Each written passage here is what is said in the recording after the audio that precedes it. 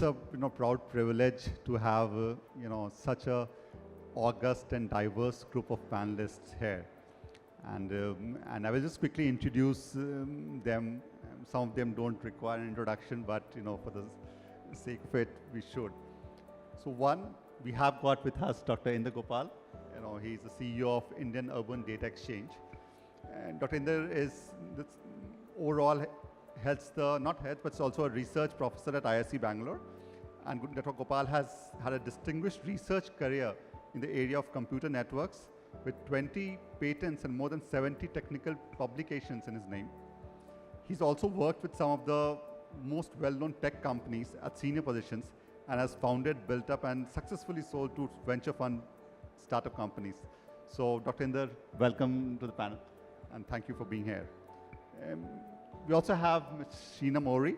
He's the Managing Director, India Broadridge Financial Solutions Private Limited. Sheenam joined Broadridge Financial Solutions as a part of COO in September 21, and within a year was appointed the Managing Director there. She is responsible to drive the company's India strategy. That includes leading India Center of Excellence across technology, innovation, professional consulting, and managed services operations. She brings over 2 decades of rich experience in engineering, global delivery, product management, and executive leadership role. So welcome, Sheenam. Thank you for being here. We have Dr. Harishankar Krishan. If I have elevated your doctorship, so my apologies for this, but yes. He's the head of transformation at Open Network for Digital Commerce, more famously known as ONDC. So he's a business IT leader and has strong experience in consumer goods industry, digital transformation, and global business services. Currently, he's a part of leadership team of ONDC. He has led the digital core transformation as a global program for Kimberly-Clark, and previously he was CIO of Hindustan Unilever, leading all aspects of IT and digital initiatives. And he's also worked in supply chain and finance operating roles and has been a part of business strategy program at HUL. So welcome, Harishankar. We have Ananth. You know Ananth. He just presented, now. So he's the head of product and engineering cloud, Site 24/7 at Zoho Corporation. So he's a part of leadership team at Site 24/7 and has worked in multiple organizations in the past and is part of Zoho for more than a decade. He has played a strategic role in architecting multiple products from scratch across Zoho. He is one of the earliest members of Site 24/7 and loves solving hard DevOps problems. So welcome, Ananth. We also have Rakesh, Mr. Rakesh Kumar with us. He's a seasoned entrepreneur with having more than 20 years of diverse experience in tech ventures and holding responsibilities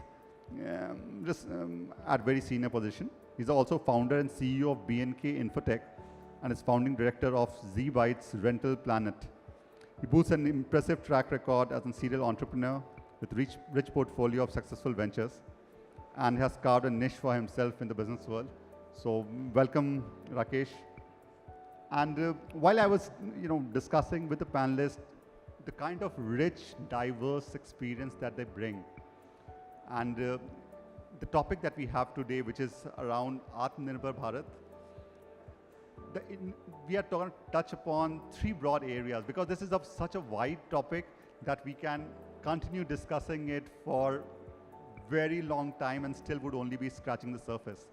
So for bringing a little more of a structure in our discussion, we would be looking at the 3 areas. First is the innovation, that's the heart of that entire digital transformation that we are seeing in India.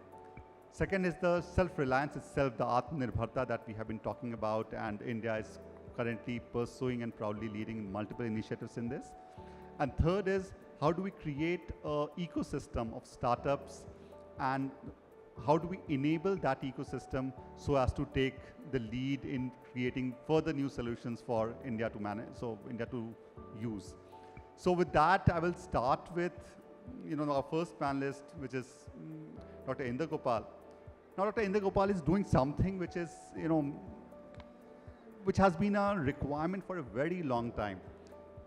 The cities, the agriculture, the healthcare systems, all of them have been creating a lot of data. And which data is currently lying with those institutes, with those organizations, and could have been effectively used but have not been able to. And that's where the requirement was felt that we should have a data exchange where these data sets can be brought together for consumption. So I will, Dr. Inder, if you can just give us your views around what was the thought behind conceiving IUDX and what's the role currently it's playing. Can you hear me? Yes. Yes? Okay, good. Excellent. Thank you so much, and thank you for inviting me to this wonderful panel. I think you had mentioned 3 different areas, and I think to some extent the role of data plays across all of these different areas. I mean, it's, I think it's really in many ways the lifeblood of really innovation, of digital transformation. And so one of the things that we have done, I'm a professor at the Indian Institute of Science in Bangalore, and one of the things that we have done at IISc is created something that we call a Center of Data for Public Good, which is really a sort of a academic and industrial focused center to really bring forward both innovation and technology that can really use data to advance the interests of citizens. And under this rubric comes the IUDX program, which I'll talk a little bit more about. But also we are doing a lot of work in agriculture, in geospatial. We're starting to do some work in logistics. There's data in each of these areas, and being able to effectively use this data to generate value for citizens is something that is, there's some commonality, but there's also a lot of unique challenges in each of these different areas. And maybe as we go along, I'll have a little bit of a chance to talk about some of that as well. But briefly, the IUDX program is the most well-established program. It's India Urban Data Exchange. It's about 4 years old now. And it was funded by the Ministry of Housing and Urban Affairs, the Smart City Mission. And what it is really a software platform, a cloud-based software platform that enables controlled sharing of data within cities, right? So you may have all different types of data. You have IoT data, streaming data from sensors, traffic, sanitation, air pollution, flooding, all kinds of different types of data. You may have data from archival sources, from legal records, from court records, from all kinds of things. You may have data from private sources, right? You may have data from NGOs. And so data comes in different forms, different structures, different data models. But very often, the owner of the data does not want to give the data away. I mean, they want to retain control of the data. They want to be the source of the data. And sometimes this data is valuable. They don't want to just give it to anybody. They want to control who they give it to. But also, but they do want to share the data. They feel there's value in sharing the data, right? And so they want to share it in a controlled way. And that's really where an exchange comes in, right? It's very different than an open data portal. It's really something that allows, as I said, controlled sharing of data with consent, with security, with privacy, with all the things that are necessary to make sure that the data is effectively shared in a way that's consistent with the wishes of the owner of the data. So IUDX has focused on the urban sector, particularly the smart cities. We are now deployed in 38 different cities, right? So across the country, large mega cities like Chennai and Bangalore, and many smaller cities as well. And we have done a whole bunch of different use cases using data from those cities. So, for example, just to give you a couple of examples, in the city of Varanasi, right? We have used data from solid waste management systems. So, for example, garbage trucks, garbage bins, the carts that go in the gullies to pick up garbage. They're also got some instrumentation, the GPS tracking on them. We use all that data that comes in real time, and we make a partner of ours has created an application which will optimize the movement of the garbage trucks to pick up garbage in the most effective possible way on that day, right? And by doing that, they have been able to show they can reduce cost by something like 30%. And so that's a significant benefit to the city. Another very quick example, and then I'll turn the mic over. In the city of Vadodara, right? What we have done is we have taken data from ambulances, right? Emergency vehicles, data from traffic lights, and we have enabled a green corridor application, which allows emergency vehicles to move through the city in the fastest possible way and adjust the traffic lights so that the path of the ambulance is as smooth as possible.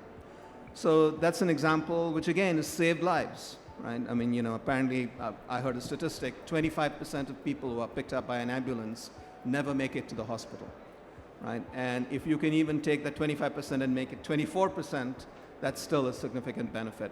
And it's something that we hope that we're able to achieve. So these are just a couple of examples, and hopefully during the discussion we can talk about more, and also some of the work we're doing in agriculture, geospatial, a bunch of other areas where data is playing a very important role. So with that, I'm going to turn it back. Thank you. So thank you, Dr. Inder Gopal. And the fact is that, as you mentioned, a lot of this data is readily available, and somewhere there are organizations that could have used that data much better if they had an access to it. So if the platform is providing that access to those applications or to those organizations, that's great. Now the ability of those organizations to actually tap into that data. So is our platform, providing those APIs to those organizations so that they are able to access it on the moment that gets made available? So is that we have got a team around that which provides that kind of API services? Yeah. So there are many challenges, right, in terms of how you use it. One is even knowing what data is there, right? So in fact, the biggest problem is knowing what data is available, right? And very often we go into a city, we find the police department does not know that the fire department already has the data that they are looking for, or some other civil department doesn't realize that the data that they are spending all this lakhs of rupees collecting has already been collected and is available from some other department. So just knowledge, right? What we call a data catalog.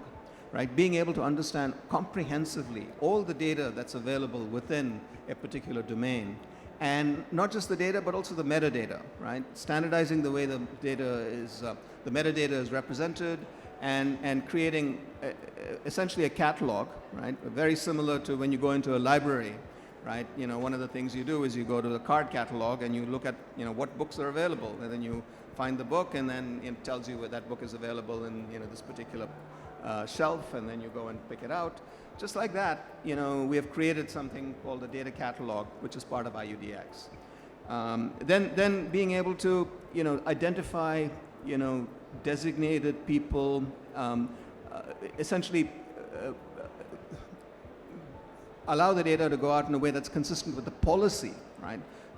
Each data owner has a set of policies that they say, well, I'm happy sharing this data, but I want to make sure that it's only shared to people who are part of this organization, or have a particular role in government, or have paid me some subscription fee.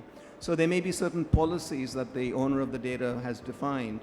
Enforcing those policies is again a key aspect.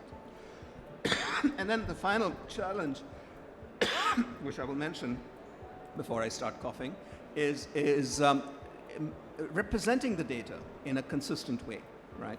What you find very often is when you go into a city, or for that matter anywhere else, the same data is represented in very, very different ways. It's completely incomprehensible, right? So standardizing the way data is represented, standardizing data models, data formats, that is also, I think, a key aspect. And then being able to transform all the data that's out there into a common format. So an application developer really only needs to understand one way and invoke one set of APIs and get data in a standard way.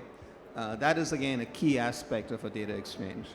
So these are all some of the things that we're trying to do to help make data more technically accessible and usable within these systems. So thanks, Dr. Inder. In fact, this is one topic we can keep on discussing because so much right now is to be learned here and being used. So we have seen similar networks getting created, data exchanges getting created, but the fact is that now this is the time that we move from individual data being made available to be making that data available over an exchange.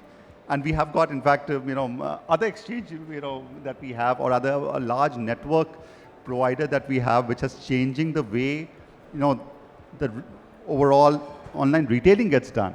So we have got Dr. Harishankar here, and I will quickly bring in him here, because Harishankar overall, leads the transformation for ONDC. And ONDC is one thing which has, transformed the way people have been doing online retail. So while this has traditionally been a platform-based approach where, there has been a platform provider and a pretty successful one at that, and everyone has to go to that platform to be make their product available to the larger population. And India, in fact, this has become very relevant for India because, while we have got a penetration of online retail, which is pretty less, but still we are the third largest country, in the entire globe in terms of number of people who are doing online retailing. And that's a time where ONDC comes into picture. So before I speak more, I'll let Mr. Harishankar come in and talk about how this ONDC and why there was a requirement of ONDC, and how it is changing the way the people who are not being serviced by the platform operators can now start getting service through this network. Thank you. Thanks, Vijay. Am I audible? Okay. Yeah, I think as you rightly said, the growth and penetration of digital commerce is an important topic, right? All of us as urban consumers are obviously intimately aware, and we buy practically everything online. If you look at the overall penetration of digital commerce in the country, we are probably at about a 6 to 8%, but that's kind of very different across sectors, right? So if you take at one extreme, if you take travel or air ticket booking, probably 90% plus of bookings happens online. No one goes to an airline counter and pays cash and buys tickets, right? So everything happens online. The other extreme would be something like grocery, where the penetration is about 3 to 4%, right? So there is a huge gap. And overall, if you see the 6 to 8% that we say as a country, that leaves a very significant headroom, both in absolute terms and also when we compare ourselves with not just the Western countries, but also Southeast Asia and China, there is a significant headroom. Now, the platform-based model of e-commerce, which is how all of us are used to for the last 8-10 years, has done really well because we have grown and e-commerce is growing significantly. But it has two challenges. One, its ability to penetrate down the pop strata is still going to be limited, right? So while it will continue to grow, it will grow slower and it may not reach the full ambition that we want. But more importantly, we would want digital commerce to grow in a much more equitable manner, right? If you see what's happened in the West, you have big monopolies or duopolies which have really taken on as the big platforms. And after that has happened, the governments and the citizens are all trying to come to terms with it and trying to now look at regulation and everything to see how can we kind of control and manage these big tech platforms. I think the opportunity that we have as a country is to be able to catch this ahead of time, so that not only are we able to drive the penetration of digital commerce, but also do it in a manner which is going to be much more equitable going forward, right? And when I say equitable, good for the consumers, good for the sellers, good for the citizens, good for the government. How do we make sure that it is right overall, as opposed to creating a monopoly of a platform, right? So that's really, the mandate of ONDC. we are a not-for-profit but private enterprise. We roll up to the Ministry of Commerce. We have equity holding from a large number of the banks and financial institutions, but we are a private enterprise, and most of us have come in, with kind of long experience in corporate, more with the intention to see this is something as a digital public infrastructure which is getting created in the country, and there is an opportunity for all of us to be able to help shape that. In addition to the kind of metrics and the growth of digital commerce that I talked about, I think there is one other aspect which I think you mentioned in your opening remarks. It is also about how do we make sure digital commerce doesn't remain for either the top sellers and for the top consumers, right? Because every seller, every consumer has an aspiration and frankly a right to be a part of digital commerce. So how do we make sure that sectors which may otherwise not be so remunerative are still brought into the fold, right? And here we are talking about small kirana stores. We are talking about nano enterprises, micro enterprises. We're talking of artisans, craftsmen, street food. I think the opportunities which go beyond the sectors that we normally talk about in digital commerce are very significant. And that's an added mandate that we have as ONDC to see how can we help evangelize these opportunities, working with the industry and working with the innovation ecosystem and with the government and with development institutions. So that in a nutshell is really our mandate and what is it that we are trying to do as ONDC. So thanks, Harishankar. One question, in fact, I had. So ONDC is not only about, maybe a digital commerce.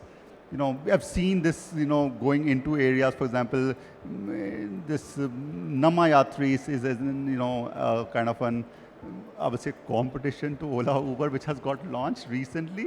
So it actually is going into multiple other areas, which, somewhere was not associated with, say, online retail. So how ONDC is actually beyond only online retail? Yeah, I think we are looking at digital commerce in its kind of widest definition, right? Which means any product or service which is transactable to a reasonably large seller base is within the scope of ONDC, right? So clearly we started with core products, right? But services is a big aspect, and you spoke about Namayatri, which is an extremely successful part within ONDC. So it started in Bangalore with the auto rides. And the good part of it is, structurally, it is something which the auto drivers own and cherish, right? So unlike an operator or a platform which comes in and kind of looks at it as a pure commercial operation with drivers, this is where the auto drivers are charged a minimal subscription, and everything else is happening on metered fares. And you would have just seen 2 days back, we had the launch in Delhi for autos, so clearly making big inroads. We have it in Kolkata with taxis, and similarly extending into multiple cities. So auto is a good example, but frankly, we're looking at any product or service sector which has which is reasonably standard to define, like a catalog, and which kind of has a large target audience. That would be well within the scope of ONDC. Perfect. So from an online retail, I will come to something which, which has been an exciting area for India, particularly post UPI. So fintech has been, is an area where India has now been known for. And we have got, Sheenam here, and she has been working in this space, so Broadridge has been a leader in a fintech space for, and has been providing those services to the developed countries and developed nations. So we have got a captive here in India, which is now driving innovations for the larger globe and not only for India. So I just want, Sheenam to talk about, what Broadridge does, and then we'll come about how it is actually helping the larger startup ecosystem with the kind of experience that you have, the kind of the technology prowess that you have created over a period of time. Now, how are you passing on, to a larger ecosystem which then can use that kind of technical knowledge and know-how to create other solutions as we go on? That's an excellent question, Brij. Thank you. First of all, thank you for having me here, and it's a pleasure and honor. And always good to be back in Delhi for somebody who stays in Bangalore but has roots in Delhi. So Great to be here. Broadridge Bridge is a fintech organization that is into investing and governance. When we talk about governance, there's a lot of things that happens behind the scenes when you deal in the equity market, when you deal with insurance, when you deal with mutual funds, right? So every little corporate action, like you want to appoint a board member, you want to give a dividend or anything like that, right? That for 80% of the US market, the US domestic market, flows through a Broadridge platform. So close to $10 trillion worth of transactions flow through our platform every day. Our vision and mission is to actually enable better financial lives across the globe. We are predominantly a US market play, but we are now moving into Europe, and we're seeing how we can get into Asia and into India. Moving one more step towards where Broadridge India contributes, right? We are more than 40% of the global strength of Broadridge. So we are the largest hub for Broadridge outside of US. We do everything that's possible to be done for Broadridge. But specifically what I'd like to talk about here is the ABCD at Broadridge. So analytics, blockchain, cloud, and digital. These are the 4 pillars of innovation that we have. And all 4 of them are actually seeded in India. As far as blockchain is concerned, the entire blockchain product from ideation to implementation is done out of India. So that's a COE that we have created, and is something that's extremely powerful that we are doing. We've got about 3 customers that are live on our blockchain platform, and transactions flowing through that. The next step to blockchain bridge is digital assets, and that's where the play with the Indian ecosystem comes into action. What we have done is we've launched 2 partnerships, one with T-Hub in Hyderabad, and again D-Labs in Hyderabad, but D-Labs is the innovation arm of ISB, which is our leading business school in India. T-Hub is the largest innovation center that helps startups in the world. Right, so we have launched 2 partnerships with them, with whom we have launched a startup hackathon, so to say, in the space of digital assets and in the space of AI. So those are the 2 things that we want to do in Gen AI and digital assets. We've actually just concluded phase 1 of both the partnerships. We are now in the process of selecting startups that we would be mentoring and going forward with. So that's on digital assets and what we want to do. We really want to see how we can build on the India ecosystem. We have spoken to regulators in India and want to build from there. The second aspect of digital transformation that we're very heavily focused on is AI, right? And like Ananth said, AI has got, you have automation, and that's really something that we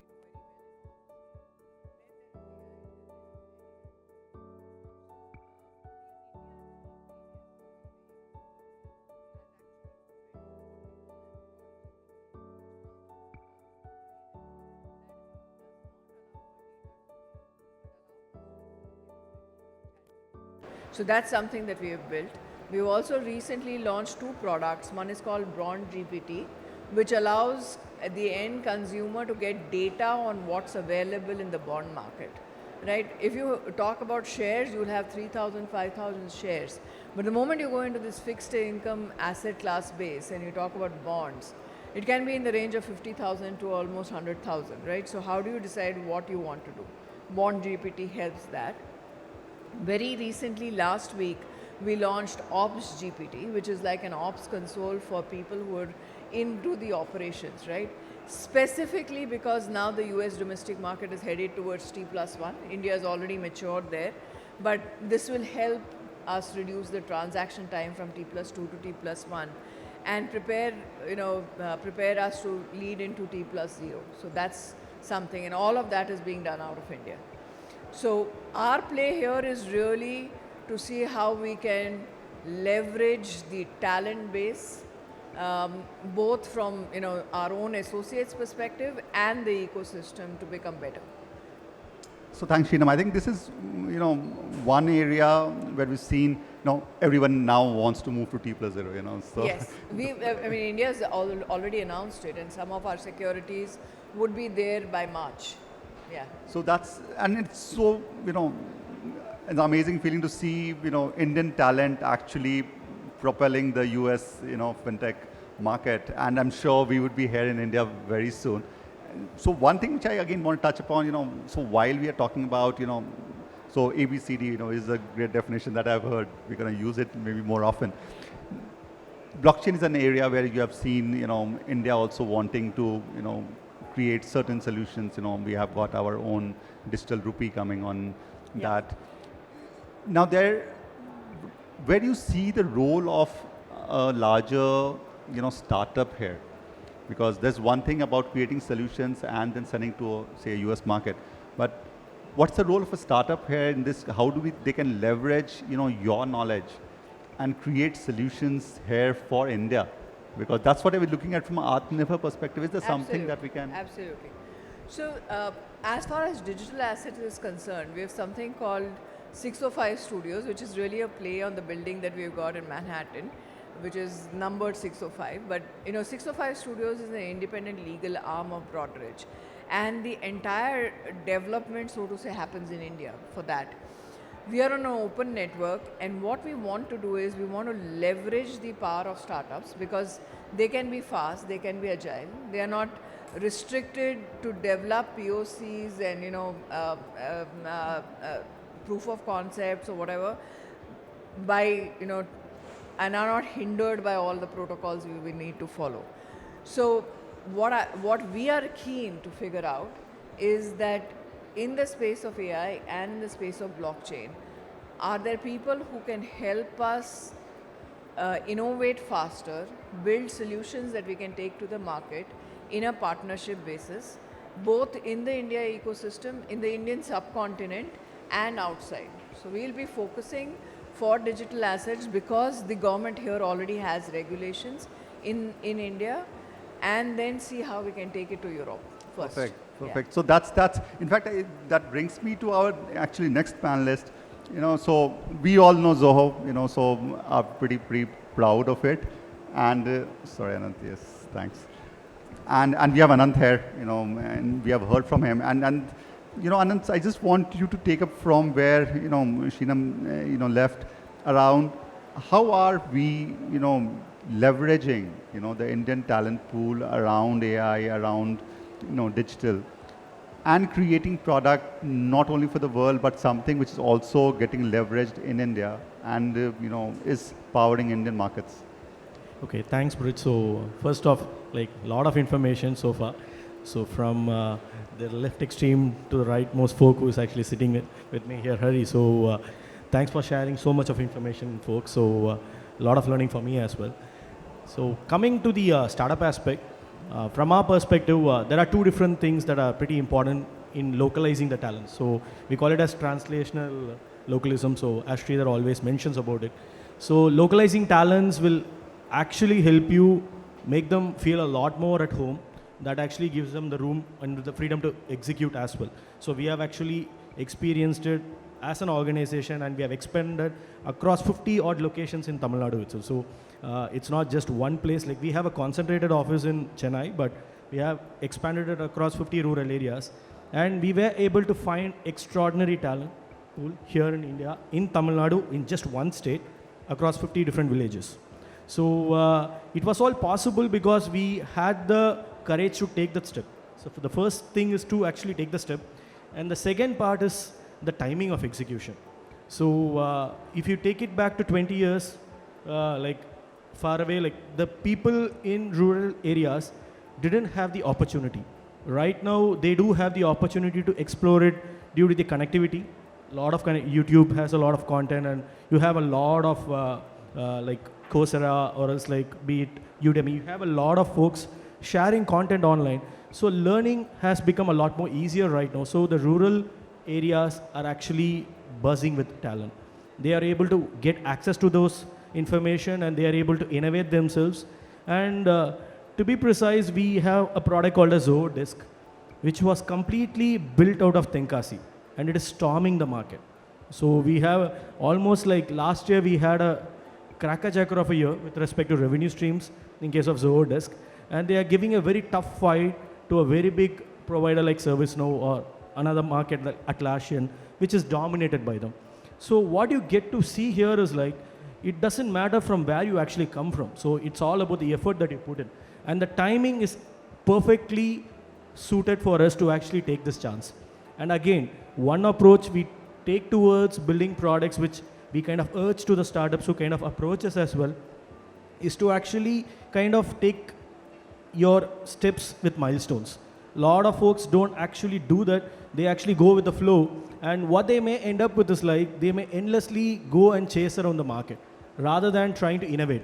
There is a little bit difference between innovation and discovery that a lot of folks tend to miss about. Like, discovery is something that you are going to take something from whatever that is happening in another market and trying to execute here in the Indian market.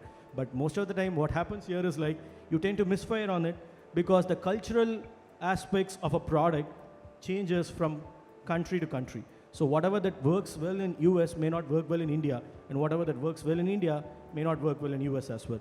So these are certain things we always look into whenever we go about innovating or whenever we go about picking up people as well, because we want people from this kind of a thought process to bring in those kinds of ideas which can be really, could be game breaking or game changing.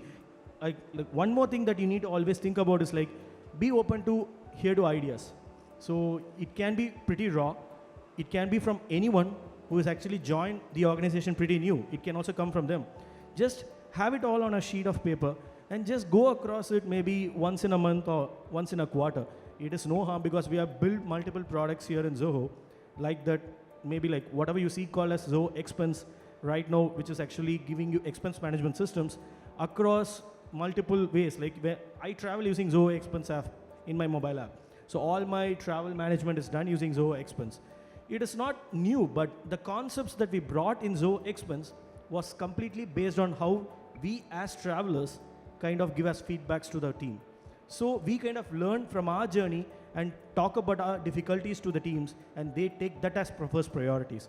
So you got to address the problems at the ground level rather than looking at the global market for the problems that they are addressing for a different market. So I think that's what Hari also brought about in a little bit of teeny being kind of a thing.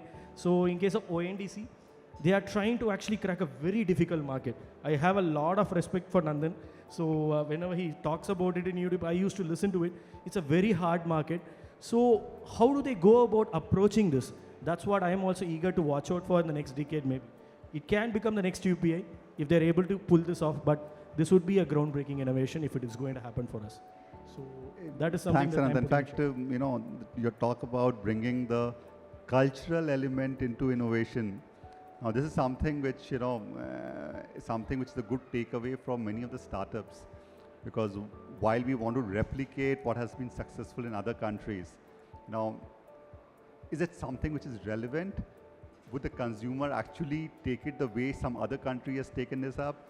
Those are things that, in fact, I don't want to miss on this opportunity, Ananth, and I don't know whether we'll be able to come back or not. So you had been a startup yourself. I don't call you a startup anymore, and there are people, who have got small companies and startups in their own right who just might be sitting here. From your experience, if you can just give a few nuggets of your own experience, what makes a startup work? And now we've seen quite a few not so working so well. What are some of the pitfalls they should be beware of? I think that would be a great insight. Okay, I'll just give a brief touch point on that. So one thing is like, okay, run rate is something that is every startup they are pretty much aware of. So there is no point in going back to it. The main aspect is about like your team that is actually built around a startup that has to go for a long run. So it should not be having a short-term focus of maybe getting acquired or getting evaluation or getting some sort of a funding. I agree, you need a run rate to actually go through lots of ups and downs, but the reality behind it is like whatever the concept that you have taken should actually be kind of relevant to the current ideology. The system may not actually take in anything that is actually not relevant. To give you a pretty simple example, like Pythagoras was the first person to call the world to be spherical, but no one actually kind of gave a bit to him. But after that, a lot of folks came in, and Aristotle kind of gave in a concrete theory, and it took a long time to gain acceptance for it. The same thing is applicable for any startup who is actually getting into this journey. So whatever that you're actually putting in as an effort, you may feel that you may love that concept a lot, but at the end of the day, your consumer may not conceive, maybe like they may not actually consume it in the same manner in which you are actually kind of portraying it. So at the end of the day, you may have to make sure that you are educating the customer enough to make sure that you are conveying your message a lot better. So conveying the message is the most important factor that we have always followed. And as he already highlighted, over a long period of time, we have learned a lot of things. One thing that we actually missed out, maybe a decade back we realized it, was marketing. So many of them feel that, okay, marketing is kind of like a funda that can be reached out using SEO, or just spend the money on the Google ads or any of the search engines and throw the money and you'll get it all. So it doesn't happen that way.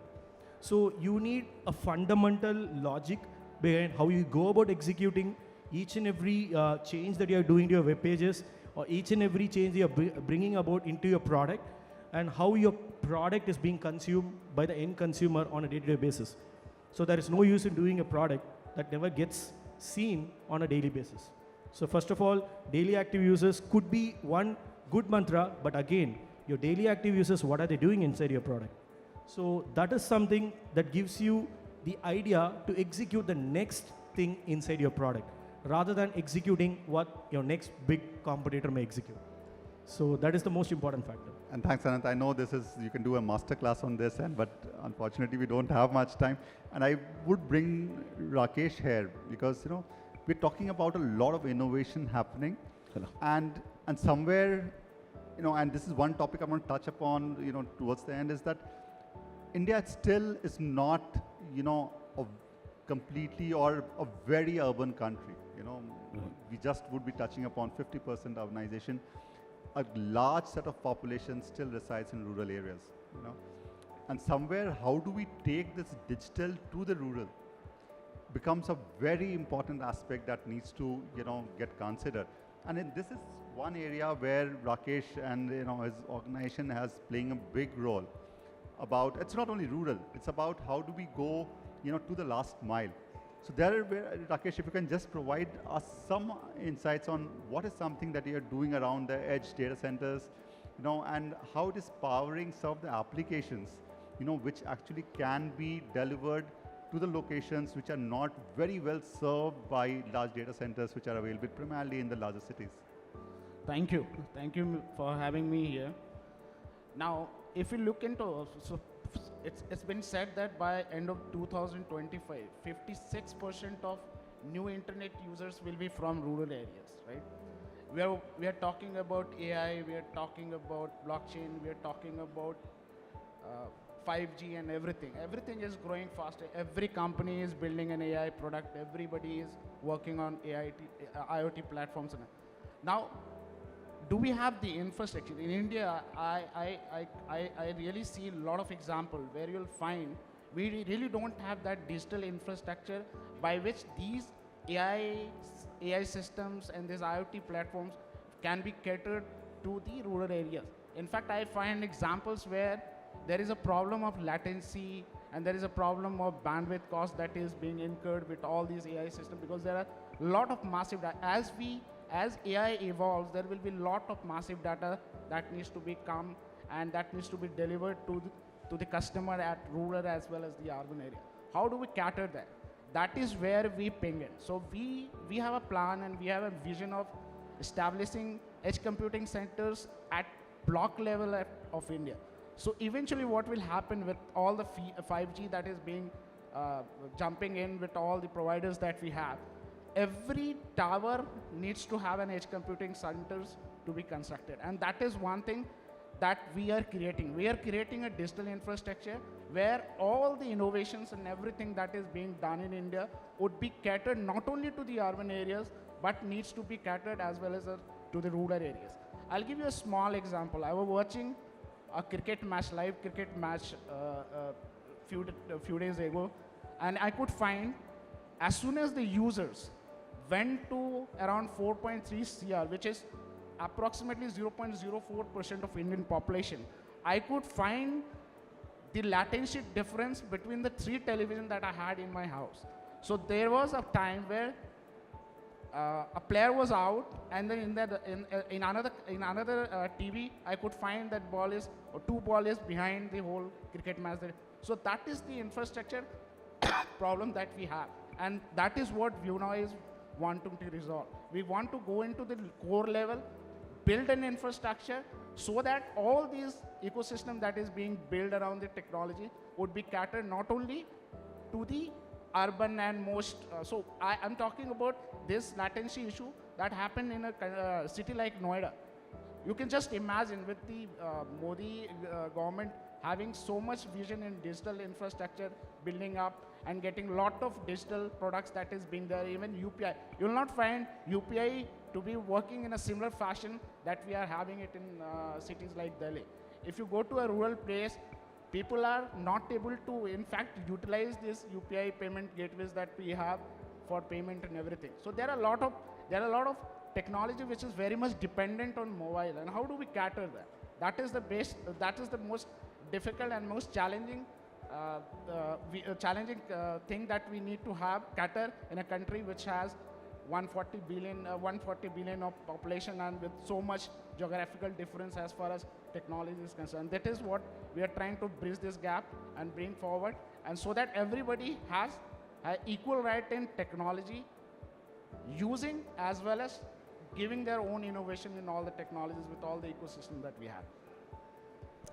Thanks, Rakesh. In fact, that I'm just curious about, because look, government itself was trying to somewhat bridge this rural divide, and they have got very large budgeted infrastructure being created across the country. Now, BharatNet was one, where the network was being taken to every panchayat and every village level. We have got Wi-Fi, being set up in panchayat. Now, what you bring is a very interesting piece, because it's not only about network. Where do you actually process, the data which is getting generated, and if it has to be locally consumed. Now, that's where this edge data centers is of a great importance. How many such data centers do you feel that India would require? Approximately more than 60,000 at least. In order to cater the whole infrastructure and all the population that we have, we approximately need this amount of edge computing. And you will not find even 0.001% that has been established till date. And it's not about, every data, for example, if you have a mobile application running in a one district, you don't need to throw all that data to the main data center. You really don't need to. Basically, you need to store it in an edge computing, process it, and send only that relevant data that is really required to a main data center. And there where we want to do it. And this will not only reduce the latency and bandwidth costs that is for the user, but eventually it will make your decision making faster. So for example, what I recommend is, if you have edge computing centers with a little bit of processing power and with the storing power, these AI machine that is being created, AI system that is being would be more refined, would learn much faster, because you have a decision making capabilities within the edge of the users that we have. So that's what I think it can revolutionize the whole ecosystem that we are developing as far as digital economy is concerned. Thanks, Rakesh. I think this is something brilliant. While we are seeing now edge computing, seeping into the mobiles itself, but till the time everybody has got so high-end mobiles sitting with their hands, I think the data centers at these edge levels are something which is going to be critical. And even maybe the ONDC, when it goes and talks about this, some of these data centers would be helpful even for that. Absolutely. And in fact, I was just coming, Hari, on this because we have a little time, but I just want to touch upon, because we do want to cover this, that rural-urban divide part of it. Now, is ONDC the services that is being provided? I saw even that the apps that are getting developed, which has primarily been done in Bangalore and Delhi. How is ONDC powering the rural India? Or supporting the rural? That's a very interesting question, and very much part of our mandate. And I'll give you one example. One of the sectors which we are looking at is what we call is the social sector, right? And what it means is, artisans, weavers. There is a whole host of nano entrepreneurs in rural as well as tier 3, tier 4 towns, right? And they are largely outside of digital commerce today, right? Today what happens is there could be some aggregators or traders who could buy some of their products, and we find them in showrooms, etc. And we kind of buy them occasionally. All of us as urban consumers would kind of walk into an exhibition or walk into a showroom and buy it, right? But it's not products that we would come to our reckoning day in and day out. But there are fantastic products which are being created. So one of the things we have done, and last month I was in a field visit with weavers in Kanchipuram. And when you go there, you find that there are fantastic products being woven, which are by family is doing it over generations. And one of the things that we are trying to do, and this is with the support from SIDBI as the sponsor for this, as part of their development initiative, how do we bring them into digital commerce, right? So you've got them in, bring them in through a seller application. In the ONDC ecosystem, we work with seller applications and buyer applications, right? So they have brought down a whole host of weavers in, and we are making their products available on a whole host of buyer applications, right? So for example, if you go into a Paytm or you go into a PhonePe or an Ola application, you will find a category which goes down to being able to pick up Kanchipuram saris. And we are finding that there is a good, small but good and growing market of these products. But what is more fantastic is the social aspect of it, right? One is of course the discovery of these products, and hopefully these will become products of everyday use and for urban consumers like us. But more importantly, when we were talking to, we spent some time with the weavers in Kanchipuram, and we were looking at what is the challenges to get them onto digital commerce, right? We take many things for granted. So when we were there, we found that they're struggling to make a catalog out of it. They are trying to do basic packing in a manner which is barcoded, and a courier can come and pick up. Things which we take for granted in our delivery ecosystem today are things that they need to develop. And we are actually implanting what we call digital enablement agencies who will work hand in hand with these nano entrepreneurs to get them up onto the digital commerce maturity. And interestingly, we are finding that the next generation, right, many of them, their children, many of them have gone, they've studied engineering, computers. That's typically the path which they have taken. And they would have gone out of the profession. Now, we are quite interesting to see, this boy who's just finished his engineering, the son of the weavers whose family we were sitting with. He came back and said, I find that I can do so many things which I have learned, right? Whether it is cataloging, whether it is imaging, and he was talking about recognition, all of those things, in a nano entrepreneur. I'm just giving this as an example, because things which we see as high-end technology, there is an applicability of that at the grassroots. And that can be a huge proposition. And as ONDC, we are hugely inspired by the art of the possible.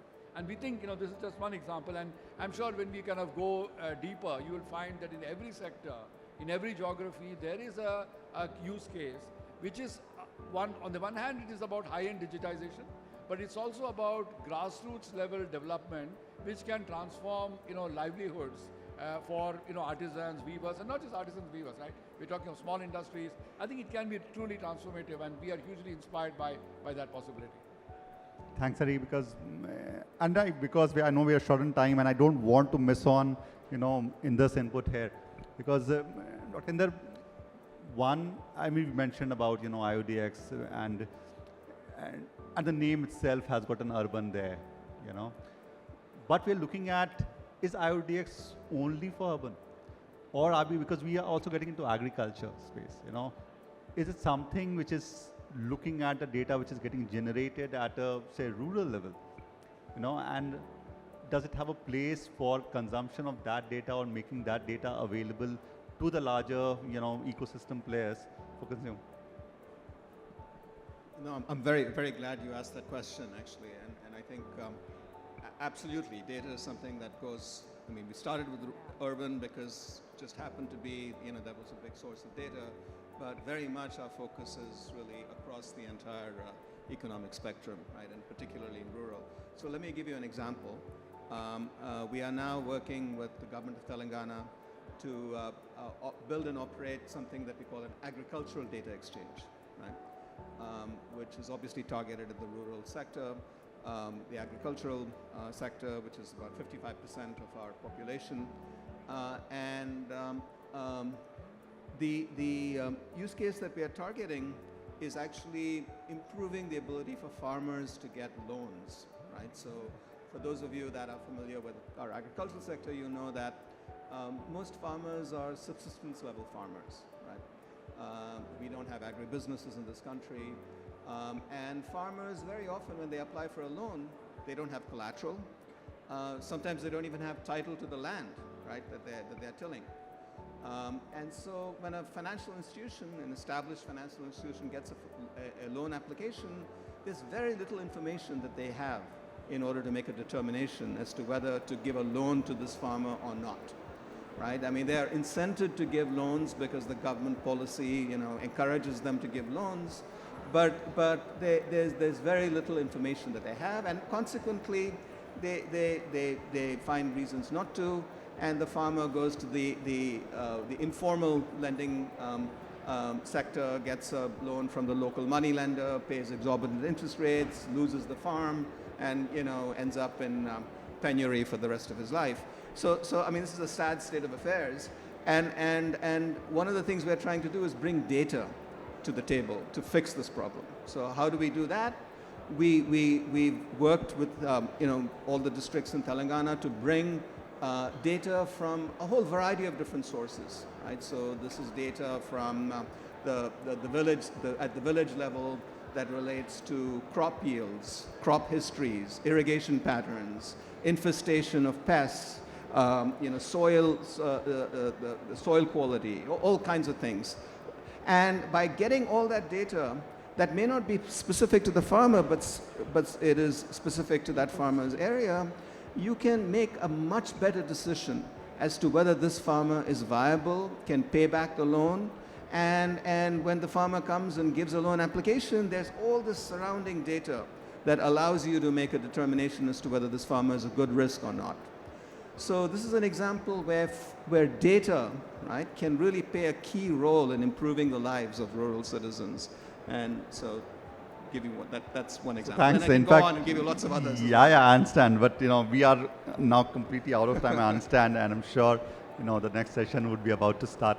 So thank you so much, Dr. Inder and Sheenam, and we have got Ananth and Hari and Rakesh, because we did cover a very wide spectrum of things, and what is something that was binding it all together was how do we actually leverage the prowess of digital, the entire thinking around innovation, across multiple sectors, be it fintech, be it, urban and rural now, data exchanges, and we have got this entire network effect of ONDC coming in, and we have got private sector players who are playing their role in building those infrastructure, building those applications, which helps us bring all of it together. So we do look forward how, these capabilities that we have and these capabilities that is being brought about by these organizations actually, bringing this entire Atmanirbharta into the India, which is a self-reliance we all crave for. So we have got some questions, some hand raised up. I know we are short in time, but can we take some questions? Only one, please. Sorry, you have a mic. I'm very encouraged to see that we are all, as entrepreneurs, we are ready to bring solutions to the rural and the urban sector, Atmanirbharta, very encouraging. But at the base level, at the infrastructure level, are we really equipped? If you look at BharatNet, talking is one thing, but the ground reality is that out of the 2 lakh panchayats which they plan to connect, only 45,000 are connected as of now. And even there, they don't know when the connection goes down. And they're still struggling with that kind of a thing. Okay. As far as infrastructure is concerned, if you could throw some light, would the satellite, internet be the answer, or solutions which are being built by CDOT? Okay.